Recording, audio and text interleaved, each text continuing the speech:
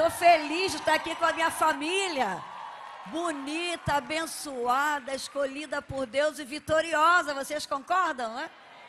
Que nós já somos mais do que vencedores através de Jesus Cristo, a família Devec, e quem está aqui também, de outras igrejas e denominações. Que bom, né? Que aprove a Deus que eu estivesse falando aqui para a família, e eu amo família, né?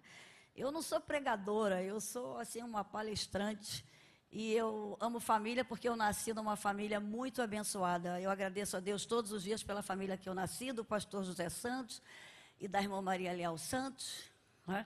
Que me transmitiram um legado espiritual, emocional, físico muito importante. E por que eu amo família? Porque eu nasci, bem dizer, lá em Carangola, há 63 anos atrás. Meu pai era pastor e, bem dizer, quase dentro da igreja. E vivi bem até os 20 anos dentro da igreja, sempre morando do lado da igreja. Então eu amo a igreja, amo família, até porque meus pais me ensinaram isso. E eu agradeço a Deus esse privilégio que Ele me deu, e hoje eu entendo, porque eu amo abençoar famílias atendendo. Eu, quando fiz psicologia, não fiz para ganhar dinheiro. Eu fiz um propósito com Deus, que eu estava fazendo aquele curso para abençoar famílias da igreja. E eu atendi 5 anos em consultório, e eu pagava o consultório e falava com as minhas amigas que trabalhavam comigo: olha, deixa as pessoas que não podem pagar para eu atender. Vocês vão atender as pessoas que podem pagar, e as que não podem, vocês deixem comigo. Porque graças a Deus, Deus abençoava meu marido, era um evangelista, né? E eu podia ter condições de ajudar pessoas. Então eu atendi durante 5 anos em consultório, e depois eu deixei o consultório e vim atender lá na Honório Bicalho, né? Montamos lá um espaço e começamos lá um atendimento. Eu atendi 15 anos lá na Honório Bicalho. Eu tinha amigas, a gente formou uma equipe. E eu falava: aqui, vocês deixem comigo, né, que eu vou atender até a lá e a minha... Mas isso é antiético, não importa. Aqui eu estou na igreja, ninguém pode fazer nada. Então, eu atendi, aprendi muito conhecendo famílias, cresci muito ouvindo famílias. E a gente vê a importância do aconselhamento. Hoje eu não atendo mais terapeuticamente, eu só faço aconselhamento ali na igreja 1191, na Montevidéu. Mas a gente entende a importância do aconselhamento bíblico, da terapia também é muito importante para que a gente possa ser uma pessoa saudável nessa terra, não perfeita, porque não existe ninguém perfeito. Eu gosto de dizer que depois da queda, da desobediência daquele casal, do pecado, todos nós ficamos com um defeito de fabricação, que é o pecado. Então nós passamos por uma transformação e ficamos desorganizados internamente, emocionalmente, fisicamente. Então a gente tem uma batalha diária, né, da nossa carne com o nosso espírito, e é por isso que a Bíblia diz que nós temos que ser direcionados pelo Espírito de Deus, porque lá em Romanos 8:6 diz: os que são guiados pelo Espírito de Deus têm vida e têm paz. E se tem uma das maiores necessidades de todo ser humano, é a necessidade de paz. E essa verdadeira paz, só quem pode dar é Jesus Cristo.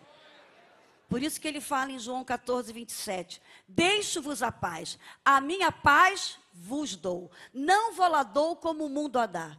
Não se desespere, não se atemorize. Deixe Jesus reinar na sua vida. E você pode ter certeza, independente das circunstâncias que você esteja vivendo, independente dos traumas que você vivenciou na sua trajetória familiar, Ele vai trazer paz ao teu espírito, à sua alma e ao seu corpo. E você vai ser uma pessoa saudável nessa terra. Amém? Então eu fiz algumas anotações, já que é profetizando para a família, né?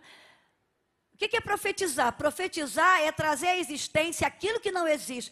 Por isso que a Bíblia é a nossa maior profecia. Você não sabe o que orar? Ore os salmos, ore a palavra. Isso é muito importante. Eu gosto de profetizar dentro da minha casa. Se tem um local que eu gosto de orar, andando, é dentro da minha casa. Eu vou lá fora, vou lá dentro, vou na despensa, vou no quarto, abençoo minha cama de casal. Quando meus filhos eram solteiros, eu orava no quarto, profetizando a palavra. Sabe, declarando a palavra. É muito importante quando você entende isso. Profetizar é trazer à existência aquilo que não existe através da palavra de Deus. Que você seja uma boca profética diariamente para a sua família. Coloca aí, meu filho, o primeiro quadro. Olha aqui, gente. Profetizando para a família, eu coloquei aqui, olha. Aqui eu e o Silas, né? Vamos fazer agora, dia 2 de fevereiro, 43 anos de casados. Glória a Deus, né? E eu posso dizer que eu amo muito mais meu marido hoje do que quando eu casei. Olha que coisa interessante. Quando você vê o primeiro milagre de Jesus, lá no Evangelho de João, primeiro milagre, Jesus começa o ministério dele num casamento, porque ele sabia que a presença dele no casamento ia ser importante e vital. Diz que sempre se dava ao vinho melhor no início, né? Mas quando Jesus fez o milagre daquele casamento, o pessoal falou assim, ué, mas por que você deixou o vinho melhor para o final? Porque o final é sempre melhor. O importante não é como você começou a sua família, o importante é como você vai terminar na sua família. E Jesus já estava ensinando isso. Às vezes, né, o início é um início de adaptação, pessoas de famílias diferentes, histórias diferentes, com os seus traumas, com os seus medos, com as suas inseguranças. Então vão surgir alguns conflitos.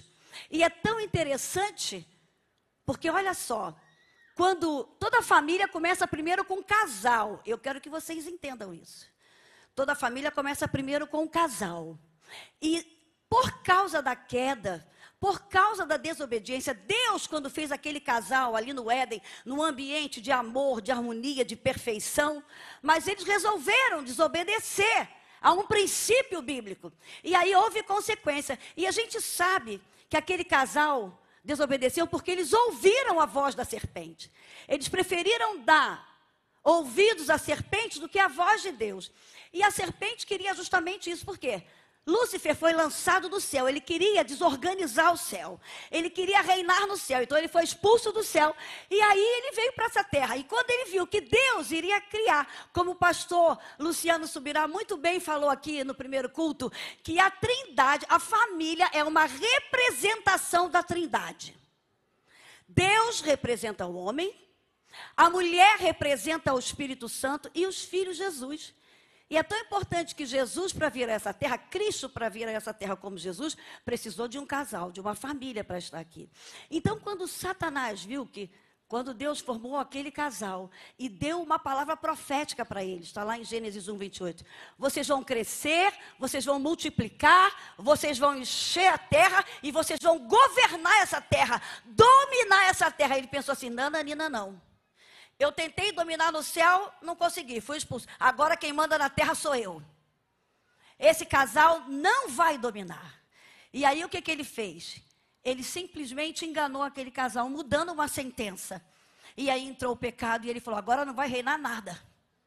Mas graças a Deus que Deus não desiste daquilo que ele cria.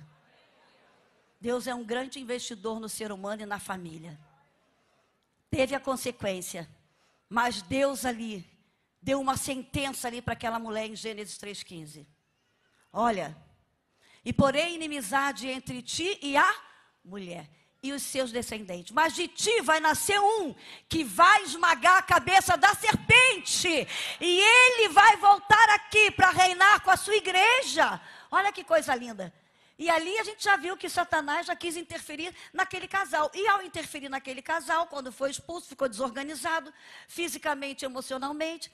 Começou a surgir entre aquele casal tensão, conflito, espírito de acusação. Aí quando já nasceu o primeiro filho, a gente já viu que começou com problema. Quando nasceu o segundo, a gente viu que já dentro de uma família já houve um homicídio. Então o que eu quero te dizer, não existem famílias perfeitas. Existem famílias saudáveis. Por isso que a presença de Jesus é importante. Porque a Bíblia diz em Filipenses 1,6. Aquele que em vós começou a boa obra, a aperfeiçoará até aquele dia. Deixe Jesus ser o fundamento da tua casa, que Ele vai aperfeiçoar a sua família. E Ele vai fazer com que o último vinho seja o vinho melhor. Como Ele fez ali, aquele milagre em Caná da Galileia. Jesus estava ensinando para frente. Olha, todo casamento começa com problemas, já faltou vinho. Eu quero saber qual é o casamento aqui que não começou com problemas já entre os noivos. Hã? Ele queria uma data, entre eu e o Silas foi assim. Ele queria em dezembro. Eu falei, dezembro eu não posso, eu não tenho nem vestido ainda. Aí a mãe dele chegou para interceder. Não, meu filho, deixa para fevereiro. Gente, namorando 7 anos e 11 meses, imagina, né? Ele queria casar em dezembro. Eu falei, não tem como, não tenho vestido. Aí minha tia me ajudou a alugar o vestido, né? Minha sogra fez lá o bolo. Um irmão aqui dessa igreja fez os salgadinhos. Aí lá no salão de festa da igreja, nós comemoramos o nosso casamento dia 2 de fevereiro. E é tão interessante que hoje a gente vê nos casamentos, minhas filhas casaram, e às vezes nós que somos mães, né, queremos nos realizar no casamento das nossas filhas. A gente já começa a discutir com a filha, poxa, mas faz esse vestido. Aí vem a outra, mãe, tem que chamar não sei quantos convidados, mas não dá, e vem o noivo também, aí começa um atrito, até entre as famílias antes de casar. Então eu quero te dizer, isso é perfeitamente normal. Mas se você deixar Jesus reinar na sua casa, no final tudo vai dar certo. Então, começou faltando vinho. Que vergonha para um casamento judeu que durava 7 dias. Eles eram organizados, eles tinham tudo preparado. Mas o segredo dessa família é que eles convidaram Maria, mas convidaram Jesus também. E é tão interessante porque Jesus já tinha 30 anos, já tinha a sua autonomia, a sua independência. Mas sabe como é mãe? Mãe acha que filho nunca fica velho. Mãe acha que filho é sempre novo. E quer se meter no casamento dos filhos, né? Quer dar piruada para cuidar de filho. Eu mesmo joguei fora às vezes até da minha nora. E que eu fui fazer um mingau com maisena com açúcar. Ela falou, não minha sogra, não usa isso não. Eu falei, minha filha, isso era no meu tempo. E a gente faz assim. E a mãe de Jesus chegou lá e foi falar, Jesus, está faltando vinho. Mulher, não é chegada a minha hora. Mas olha que coisa interessante. Ele só sinalizou para ela, peraí, agora não, agora eu já sou um homem, eu tenho a minha autonomia.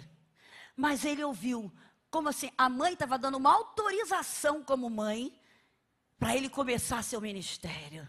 Tendo a bênção da mãe. Não comece nada na sua vida, principalmente para ir para um casamento, sem a bênção dos teus pais. Se você saiu para casar sem a autoridade dos seus pais, você vai ter problema no seu casamento. Vá lá, peça perdão aos seus pais e peça a bênção dos seus pais, porque é muito importante a bênção dos pais no casamento. Isso é muito importante. E aí a gente vê que faltou vinho. Interessante, vinho representa o quê? Saúde e alegria. Aquele casamento já estava começando a faltar saúde e alegria, mas Jesus estava lá. E Jesus mandou encher as cestalhas. E aquelas cestalhas foram cheias. E depois o pessoal falou, nossa, o melhor vinho você deixou para o final. Eu quero dizer para você que está aqui nessa noite. Que está vivenciando algo ruim no seu casamento. E talvez ele começou até muito bem. E hoje você está dizendo, tantas decepções. Passei por infidelidade. Passei por tantas coisas que eu nunca pensei. Desemprego, momentos difíceis. Eu quero te dizer. Nessa conferência profética, o vinho melhor está agora no final. O vinho melhor para a sua família está agora no final. Não abra mão da sua família. Lute pela sua família, que o final vai ser melhor do que o começo. Eu te garanto isso. Meu filho, meu final está sendo melhor. Nós começamos sozinhos, formamos os filhos e estamos sozinhos agora. Então, família é assim, família começa você e seu marido. Vem os filhos para você investir, para você abençoar, para você disciplinar, para você orientar, para eles continuarem. Então, eu quero falar um pouquinho sobre legado hoje. Eu gostei ontem que eu estava em dúvida do que eu ia falar. E ontem, enquanto o pastor Luciano Subirá falou sobre legado, o Espírito Santo falou, é sobre isso. E eu estou na fase de deixar legado, porque eu já tenho 63. Eu tenho profetizado para as meninas dessa igreja, para as mulheres dessa igreja, que a geração que vem após nós vai ser muito melhor do que a minha. Vocês creem nisso? Eu tenho profetizado para essas meninas mais novas, para essas adolescentes, para essas jovens, que elas serão melhores do que nós, porque eu sou fruto de mulheres abençoadas que passaram sobre a minha vida, que deixaram um legado muito abençoado na minha vida. Então, nós temos que fazer isso. Aí eu queria que você colocasse o segundo quadro.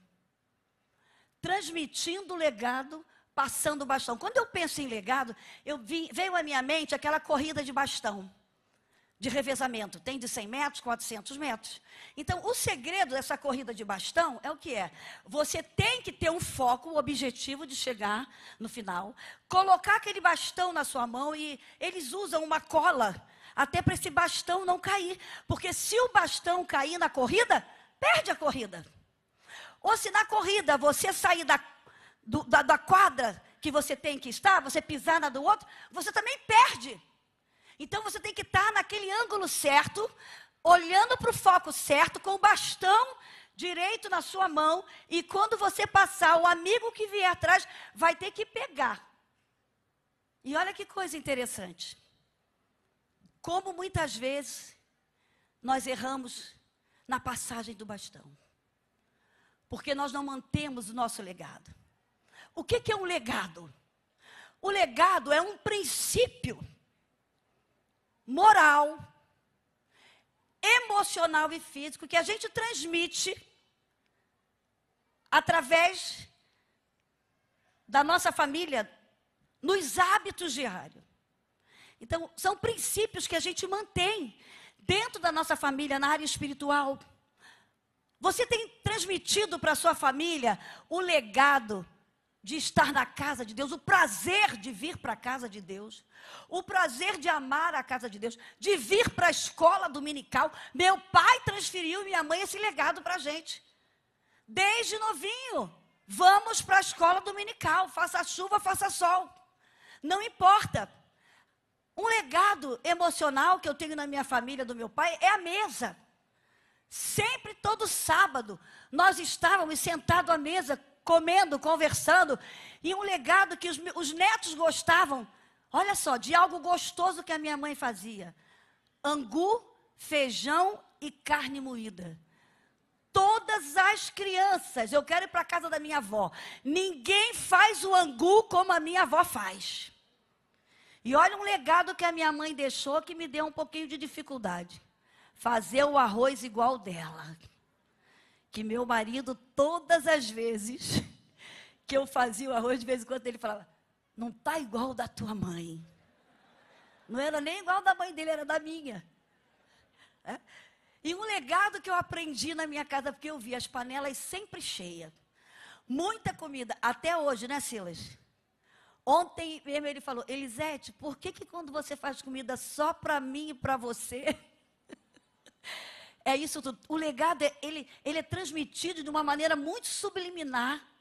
Porque hábito é um padrão de comportamento que se estabelece na nossa rotina diária. É algo, sabe, que você aprende o legado pelo exemplo, pelo que você vê, muito de uma maneira muito subliminar. Então, eu fui tão acostumada a ver panela cheia, que eu não consigo fazer arroz numa panela pequena. Eu aprendi sempre naquela. Então, são coisas que a gente faz automático, sem perceber. Eu até esqueci de sortear o livro, mas depois eu vou sortear, que fala de hábitos aqui. Livro maravilhoso da editora Central Gospel. Depois eu quero dar para um casal que esteja grávido aqui. Porque você vai aprender como praticar a história de Deus na sua rotina familiar. Como você deixar um legado através da sua rotina familiar. Então, é muito importante quando a gente entende sobre o legado. São princípios que você exercita através de hábitos na sua família, que vai sendo internalizado de uma maneira muito subliminar. E a gente vai aprendendo. Né? Uma língua, vir à igreja, ter prazer de estar na igreja, a escola dominical, uma comida, um bolo, uma receita de família, são legados. Pode passar. Então, como é que você está passando o seu legado? E Deus se preocupou com o legado. Porque Ele viu que quando Ele fez aquela declaração profética para aquele casal, quando eles foram ali no Éden, que eles desobedeceram, eles saíram, começaram a ter uma família disfuncional, desestruturada. Aí Deus, no momento de Noé, ficou zangado com o povo. E aí colocou Noé dentro de uma arca e falou, vou começar uma história nova. Mas olha que coisa interessante. Depois que Noé sai da arca, ele planta uma vinha, e aí ele bebe e fica alcoolizado, bêbado. E aí ele amaldiçoa um filho. E aí começa novamente as famílias serem disfuncionais. Então é muito interessante, eu li um autor que ele disse assim, a gente tem que ter muito cuidado com a comida e com a bebida. Porque são duas necessidades vitais do ser humano e a gente pode pecar por causa disso. Lá no Éden, primeiro foi a fruta. E lá com Noé foi o vinho. Então a gente tem que ter muito cuidado. Por isso que a Bíblia diz, portanto, quer comais ou bebais, fazei tudo para a honra e glória do nome do Senhor. Mas aí Deus não desiste do ser humano. Investiu lá em Moisés. e dá essa ordem para Moisés em Deuteronômio 6,4, dando ordem de um legado. Ele diz assim: ouça, ó Israel, o Senhor nosso Deus é o único Senhor. Ame o Senhor teu Deus de todo o seu coração, de toda a sua alma, de todas as suas forças. Que todas essas palavras que hoje lhe ordeno estejam em seu coração. Ensine-as com persistência a seus filhos. Converse sobre elas quando estiver sentado em casa, quando estiver andando pelo caminho, quando se deitar, quando se levantar. Amarre como um sinal nos braços e prenda na testa. Escreva nos batentes das portas de sua casa e em seus portões. Olha que coisa interessante.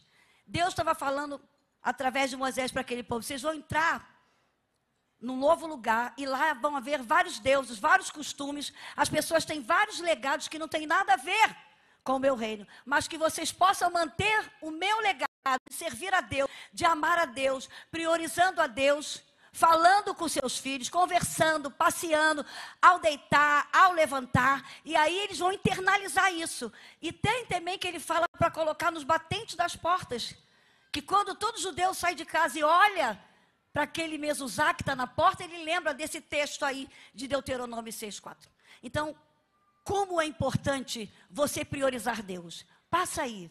Quando você prioriza Deus, você tem um estilo de vida, que Deus vai ser a tua prioridade. Você vai ter uma maneira de falar, uma maneira de se comportar totalmente diferente. E ali eu coloquei assim: legado não tem nada a ver com sucesso. Tem a ver com sucessão geracional, nas áreas espiritual, emocional e física. E ali está o Salmo 11:3, que diz assim: se os princípios forem destruídos, o que poderá fazer o homem? Tem muitas pessoas hoje querendo tanto sucesso e prejudica a família. Lutam para manter sucesso.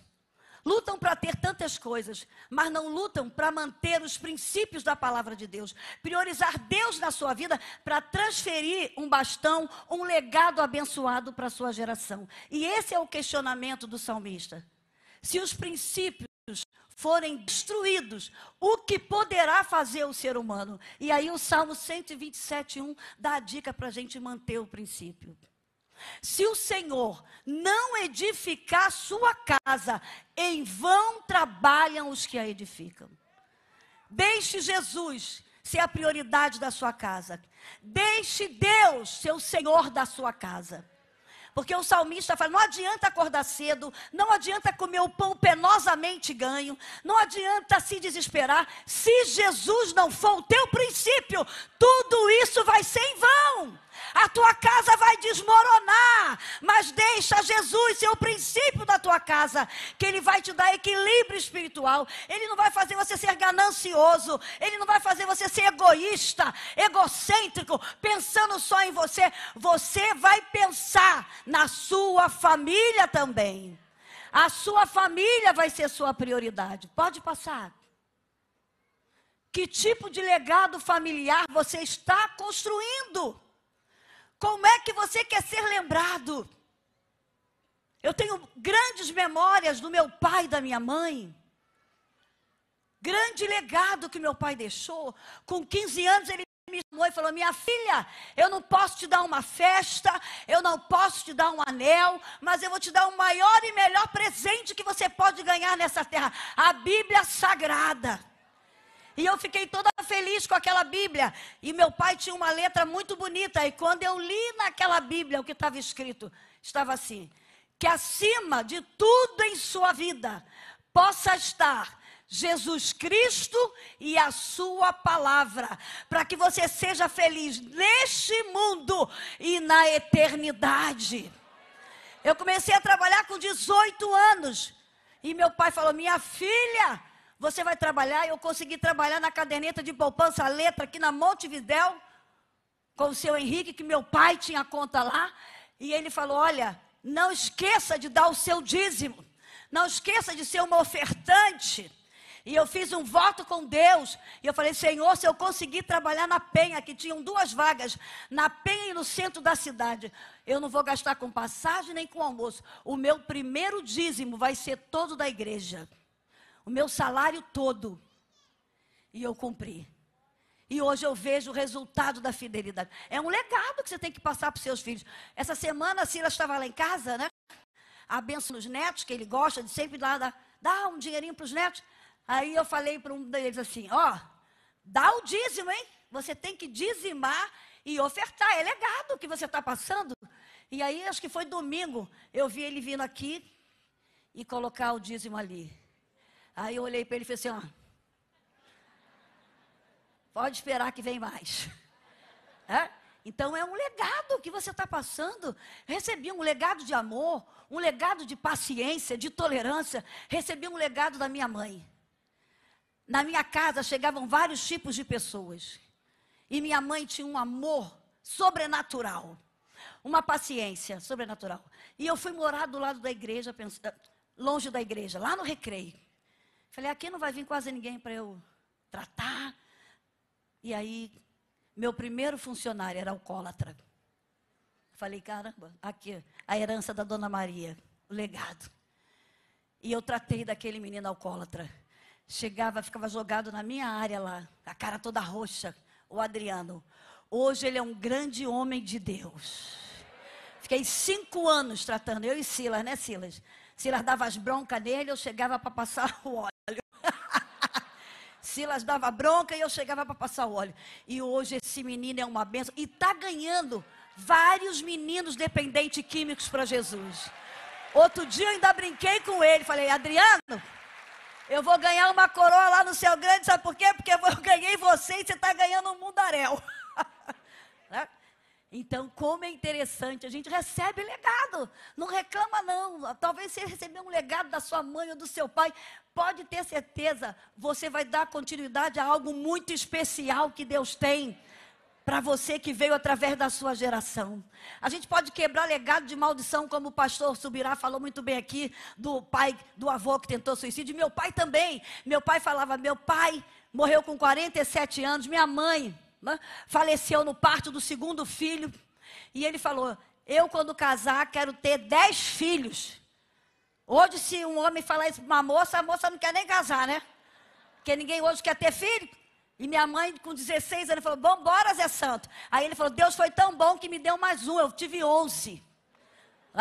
Então como é interessante, ele falou, eu não vou dar continuidade ao legado do meu pai que morreu com 47, o pai dele não era cristão, e quando ele se converteu, mudou tudo. Não importa o legado ou a herança que você recebeu da tua família, quando você deixa Jesus reinar na tua vida, tudo se torna novo. Você passa a ter um novo pensar, um novo agir, um novo falar, um novo comportamento, tudo vai mudar na sua história. Vamos lá, que a hora está passando. E estamos aqui dando continuidade a um propósito multigeracional que teve início com Abraão e Sara. Gente, o legado que hoje, essa ideologia marxista quer destruir, é a família judaico-cristã. É a família que que Deus escolheu para investir, para começar um modelo de família nessa terra. Que está lá, o que foi dito para Abraão.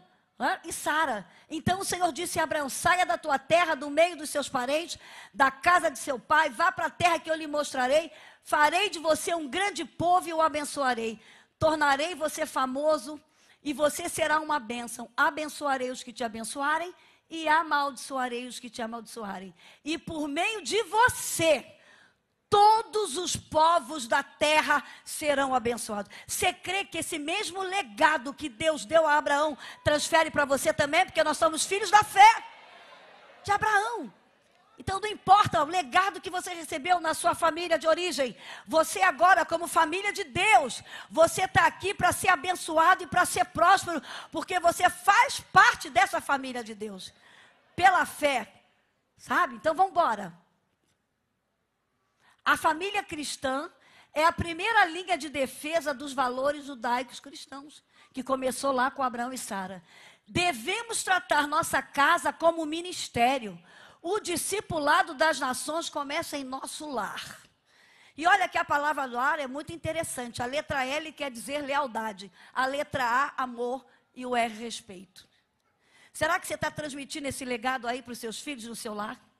Você está sendo leal à sua esposa, leal a seus filhos, aos votos que você fez no matrimônio? Você ama a sua família, você cuida, você protege? Né? Você, mulher, você ama seu marido, ama seus filhos, você nutre a afetividade dentro do seu lar. Sabe? É muito importante a gente entender isso e o respeito. Aí eu coloquei ali esse triângulo. Então, Deus tem que ter a prioridade. E há uma promessa quando a gente prioriza Deus, lá em Mateus 6,33, que eu creio que você sabe de cor, porque o pastor pediu para a gente decorar esse texto uma vez aqui. Mas buscai primeiro o reino de Deus e a sua, e alguma coisa vai ser acrescentada. Quantas? Todas as coisas vos serão acrescentadas.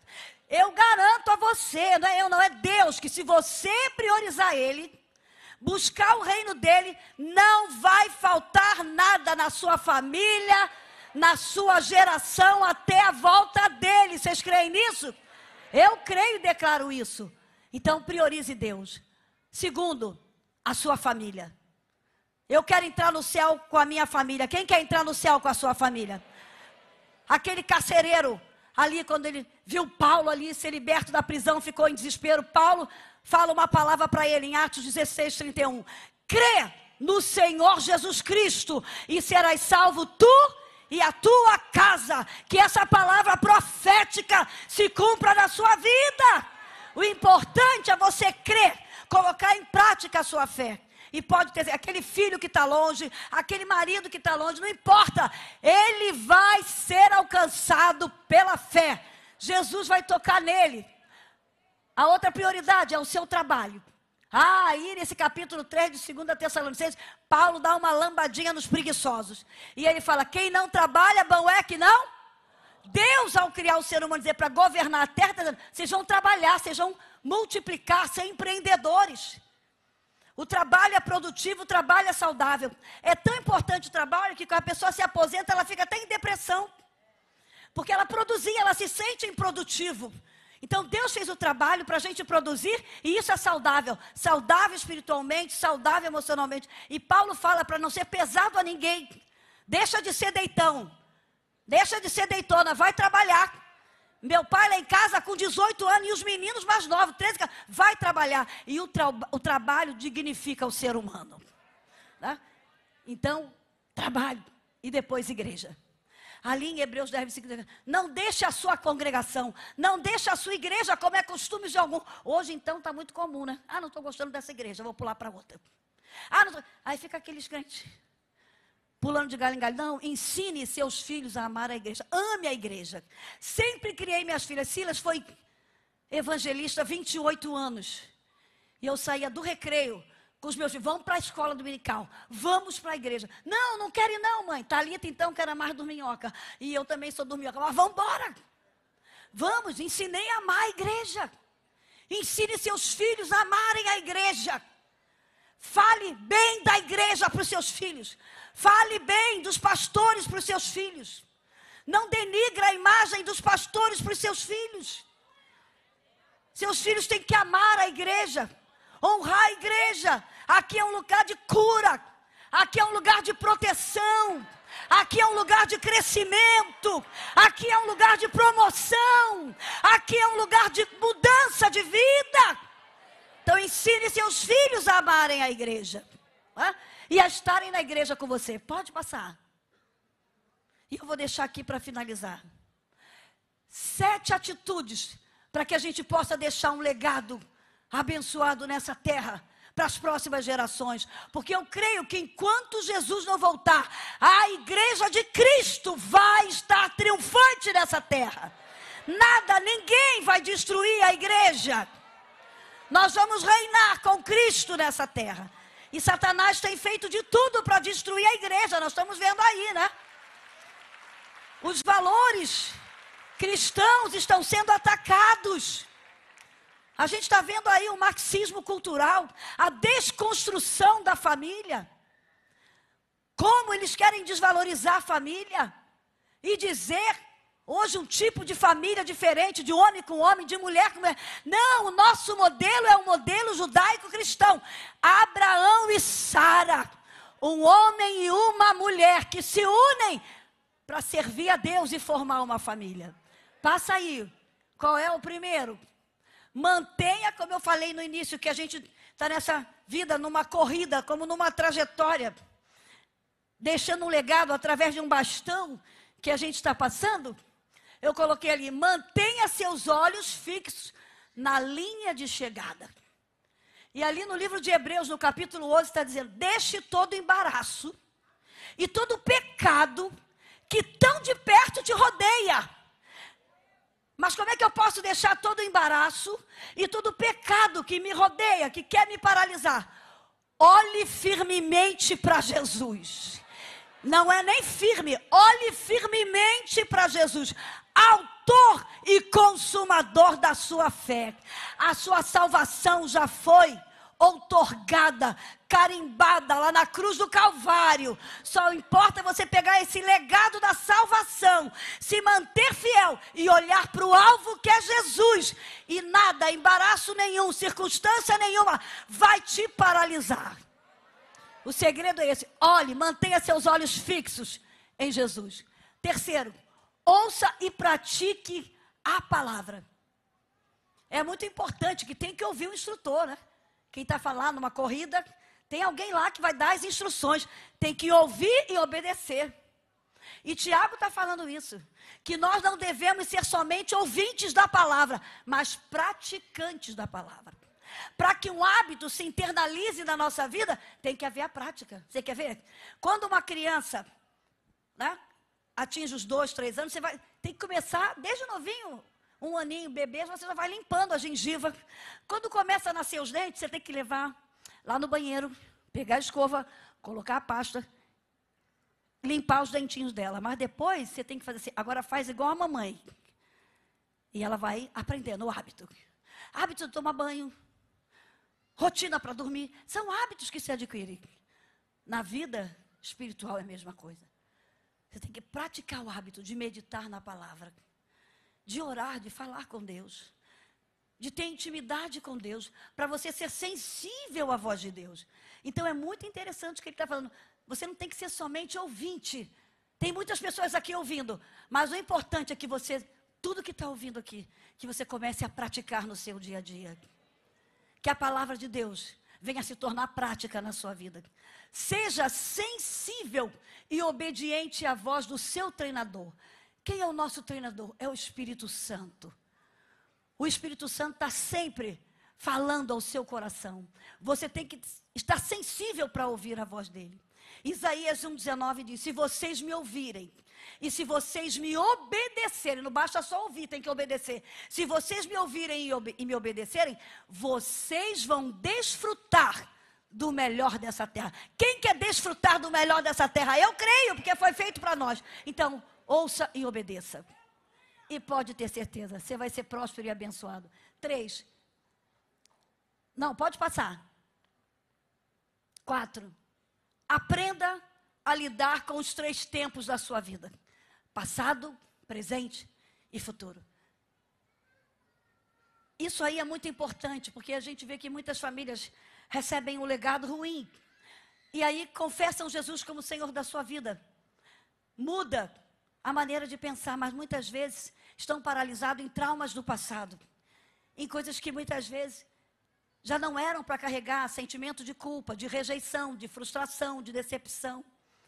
Mas não sabem lidar com os traumas do passado. E Paulo dá um exemplo para a gente lindo quando ele fala... Porque Paulo tinha tudo para ser frustrado, para se sentir culpado, foi conivente na morte de Estevão, perseguiu os cristãos. Mas ele é a melhor pessoa para falar sobre mente. E aí ele fala, aí em Filipenses 3, 13 e 14. Uma coisa faço, e é que... esquecendo-me das coisas que para trás ficam, prossigo para o alvo, para o prêmio da soberana vocação de Deus em Cristo Jesus. Irmão, o que passou, passou. Irmã, no seu casamento, o que o seu marido fez, o que a sua esposa fez de errado, passou. Agora é daqui para frente, em nome de Jesus. Mude esse legado de murmuração, de reclamação, de falta de perdão. Você hoje é lavado e remida pelo sangue de Jesus. Tua família também. Pare de lembrar do passado. Faça como o profeta Jeremias. Eu só quero trazer à minha memória aquilo que me dá esperança. Então aprenda a lidar com esses 3 tempos da sua vida. O 5. Cuidado, isso aqui é muito importante. Cuidado com a exaustão. Pare para descansar. Aí eu fiz questão para colocar aqui o que está em 1 Coríntios 9, 24. Vocês não sabem que os que correm no estádio, todos, na verdade, correm. Mas um só leva o prêmio. Corram de tal maneira que ganhem o prêmio. Cuidado. Não tenha pressa de enriquecer antes do tempo. Não tenha pressa de ter um ministério com muito sucesso antes do tempo. Não tenha pressa de realizar coisas antes do tempo. A Bíblia diz que em Eclesiastes há tempo para tudo. Muitas pessoas, muitos casamentos estão acabando por causa do esgotamento profissional. Esquecem de cuidar da esposa, esquecem de cuidar do marido, esquecem de cuidar dos filhos, só pensam em si. Só pensam em si, sabe? Esquecem que correm e depois adoecem. Seu corpo não é máquina. Se até a máquina precisa de manutenção, se até Deus, que é Deus, fez o mundo em 6 dias, e no 7º ele descansou. E uma das táticas de Satanás hoje é essa, o esgotamento físico, mental e emocional. O que é esgotar? É ir minando as tuas forças aos poucos. Ele vai te oferecendo umas coisas para você ir.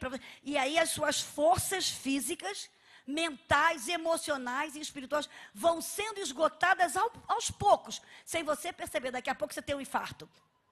Daqui a pouco acontece algo que você não entende. Aí você tem que pedir a Deus, Senhor, faz um milagre. Você não cuidou de você. Você não parou para descansar, para ter um lazer. Então, muito cuidado. A gente tem que, para passar um legado abençoado, cuidado com a exaustão. Pare, ensine isso. E isso, meu marido, é bom, né, meu filho? Muito bom. Vai sair de férias agora, ele falou, não quero saber de mais nada. É 20 dias de férias, ele está certo. E ele não aprendeu, ele aprendeu isso com o pai dele. Porque na minha família, meu pai, as férias eram assim, uma semana na roça, né? E aí, às vezes, ainda tirava uma colinha lá na casa do pai dele, em Araruama. Então, aprendi. Não, temos que ter férias. Temos que descansar.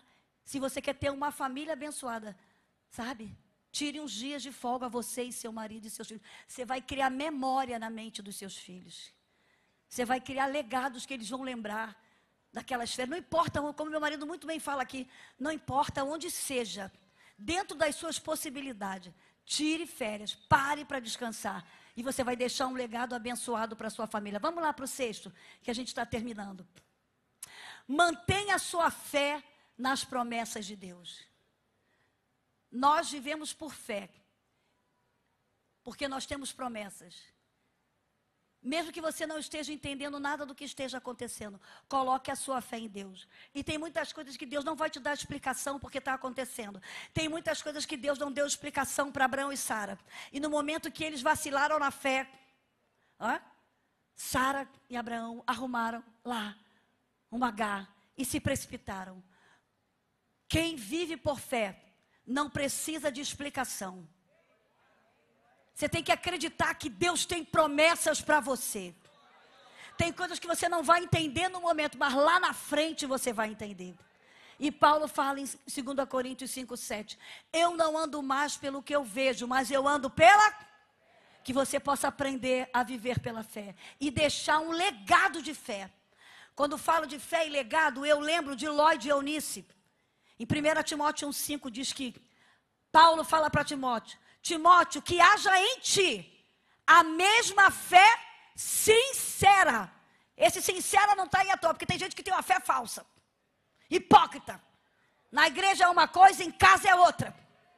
E Paulo está dizendo para Timóteo, Timóteo, que haja em ti a mesma fé sincera que houve em tua avó Lóide e em tua mãe Eunice. Quem quer passar um legado de fé para a sua geração? Eu quero. E que a gente tenha uma fé sincera, para que as próximas gerações sejam melhores. Está ali, dependa diariamente da provisão de Deus. Abraão estava sendo testado na fé. Quando ele está levando o seu único filho, que Deus havia prometido para ele. Levou 25 anos para chegar a Isaac. E aí Isaac, talvez numa idade maior, eu quero teu filho, eu quero testar você. Irmão, tem coisa que acontece na nossa vida. Nós vivemos num treinamento, eu digo para as meninas aqui, não reclama não, tá, querida? Isso é treinamento. Para você ficar melhor a cada dia. Para sua fé aumentar. Eu fico pensando, Abraão, quando Deus falou, Abraão, tu vai levar o seu filho Isaac, lá no Moriá, e você vai oferecer esse filho. Que teste de fé. E aí diz que ali, quando ele ia sacrificar o seu filho, aquele anjo chegou e falou, não, Isaac, não faça isso. O cordeiro Deus providenciou. Porque o próprio filho falou, pai, a lenha está aqui, o fogo está aqui, mas o cordeiro, olha a fé de Abraão. Meu filho, o cordeiro para si Deus proverá. Nesse momento de aflição que você está passando, eu quero dizer, Deus tem um cordeiro aí para você. Vai chegar o cordeiro. Esse cordeiro é Jesus, ele vai trazer a solução desse problema. Assim como ele trouxe ali para Abraão. O segredo é você manter a sua fé. Por isso que Abraão é o pai da fé. É o nosso modelo de fé. Que você possa deixar um legado de amor a Deus, de priorizar o reino de Deus, de colocar a sua fé em Deus. Ame a sua família, honre a sua família, cuide da sua família. Pode ter certeza, se nós fizermos isso, a igreja de Cristo vai fazer diferença nessa terra. A igreja de Cristo vai ser um alarme, um sinal de alarme nessa terra. Vocês creem nisso? Vamos ficar de pé? Coloca o texto para a gente falar de qual. Vou chamar o Silas aqui, meu marido, o pastor Silas, para ele finalizar aqui. Eu queria declarar esse texto, que é o texto que a gente está usando aqui com a igreja. Vamos falar? A posteridade deles será conhecida entre as nações, os seus descendentes no meio dos povos. Todos os que os virem reconhecerão que eles são família bendita do Senhor. A sua família é abençoada. Que Deus abençoe a sua família. Que Deus abençoe a sua geração até a volta dele em nome de Jesus. Amém.